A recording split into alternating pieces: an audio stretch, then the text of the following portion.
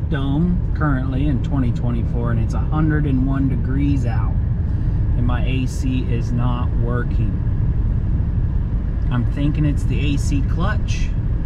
It's a 2018 Malibu, and I'm gonna go ahead and show you guys how to tear it apart. But first, sorry, it's story time, and I want to tell you guys how I diagnosed it.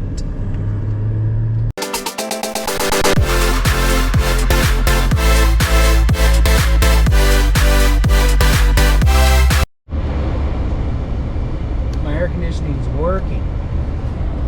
I want to go ahead and tell you guys how I diagnosed that it was the AC clutch on my car instead of the whole compressor or something clogged. So my AC pump, sorry, I'm gathering my thoughts right now, plus I'm like recording and driving. So I've had a vehicle before where the orifice tube, which is basically like a filter you'd have on your house, it collects everything. And since this is a closed system, AC system, all AC systems are normally closed, meaning nothing kind of gets in there. There shouldn't be anything in there unless the AC pump went out. My AC pump was working. My fuse actually blew. It's a 10 amp fuse on this car, and I put a new fuse in there and it lasted 15 minutes and it blew again. It's also like 100, it was 100 degrees out. It's 91 today, but it was 100 degrees out that day, so I was like, maybe it's just working too hard, which I still don't think it should blow a fuse, but let's give it that. Also, maybe that orifice tube's plugged. On this car, there isn't an orifice tube. It actually has a block that has the filter in it. And then I got thinking, I had a vehicle a long time ago. When that plugged up, it actually knew that one side of the car had more pressure than the other side of the car, because it's a pressurized system, and it just shut the pump off. So I was like, well, if that vehicle was a 2000 and this is an 2018, technology's come a long way. I think it would do something other than blow the fuse. So that left out no filter. Another thing was, if I put a fuse into this car, a new fuse, which them fuses are micro mini fuses in this car. When I put a new fuse in, the AC actually worked for another 15 minutes and then it would blow again. So that got me thinking that it's a magnet that sucks a piece of metal over, and maybe that magnet is using too much power and blowing it. Because there's also a thing that blows a fuse, and what blows a fuse is if the wire, which is positive, which means it has power on it, is shredded and it's touching your car, which is the negative side of your battery. And if the positive part, which is power, touches the negative part of your car, it will blow the fuse. So I decided to unplug the clutch, that clutch we just replaced, or we're going to replace. Like, I'm actually recording this after I already did it, and I'm driving home and the AC's working. So I decided how to diagnose to see if it was a wire that was loose and dangling around.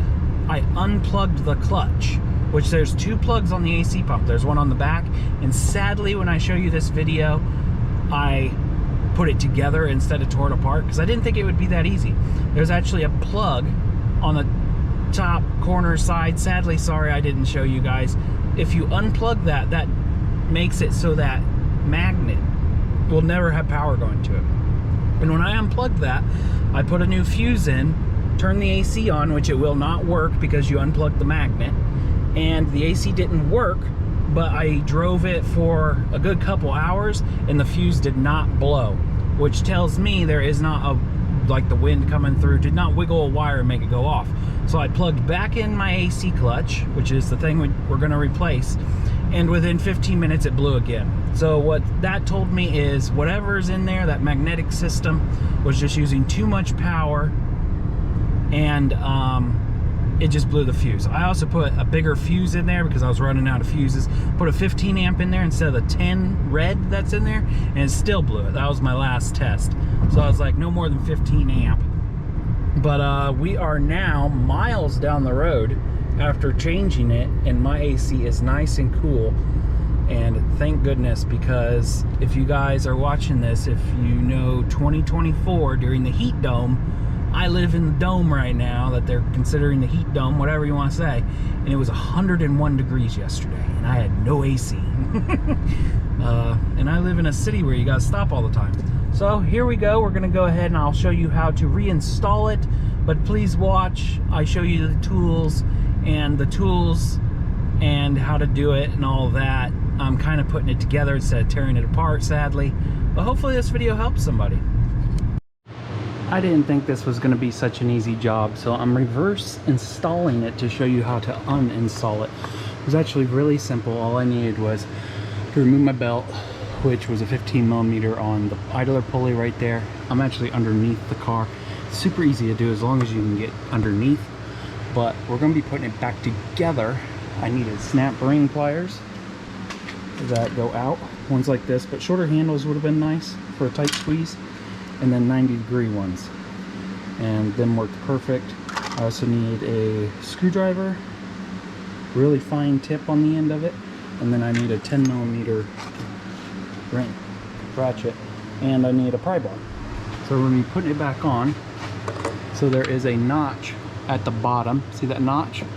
It goes on the bottom right here to line that up.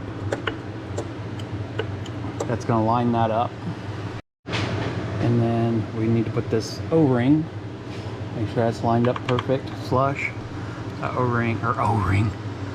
This goes over that and slides on until it clips, and then this shouldn't be able to pull off. I'm going to go ahead and use my needle nose to get in there, but this is kind of annoying, so you need like shorter handles. And make sure you keep the wire out of the way. I don't know if you guys can see me up in here. It's too cramped.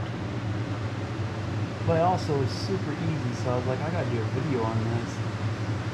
Also, I'm making the wheel bearing video right now. Shorter handles would be a lot nicer on these.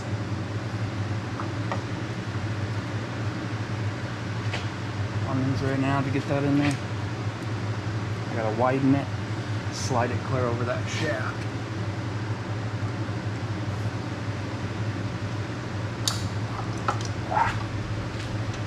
Probably gonna just take a screwdriver and shove it on.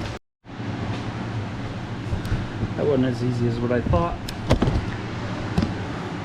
I'm gonna start off by saying you don't need the puller that most people say you need, at least in my case. So we got that on there, it does not move. Go ahead and route the wire. I'm gonna slide this on.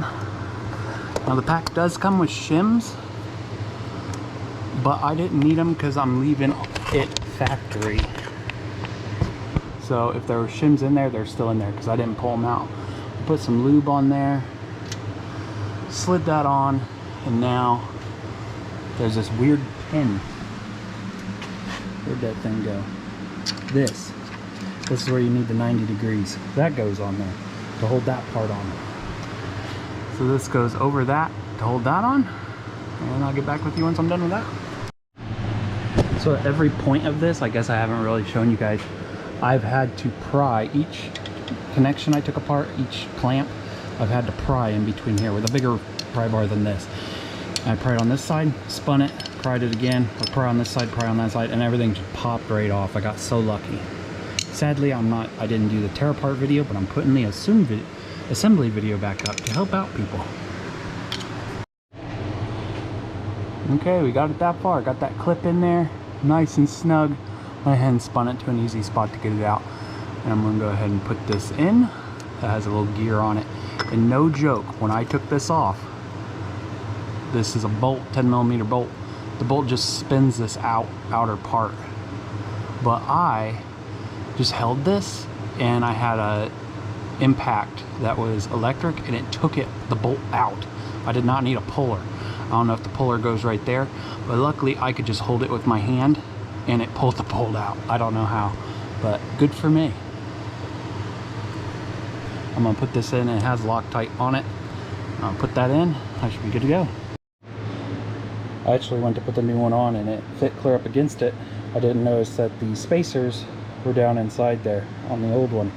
So I popped them out, and there's 2. The kit comes with 3, plus you have the 2 that are in here.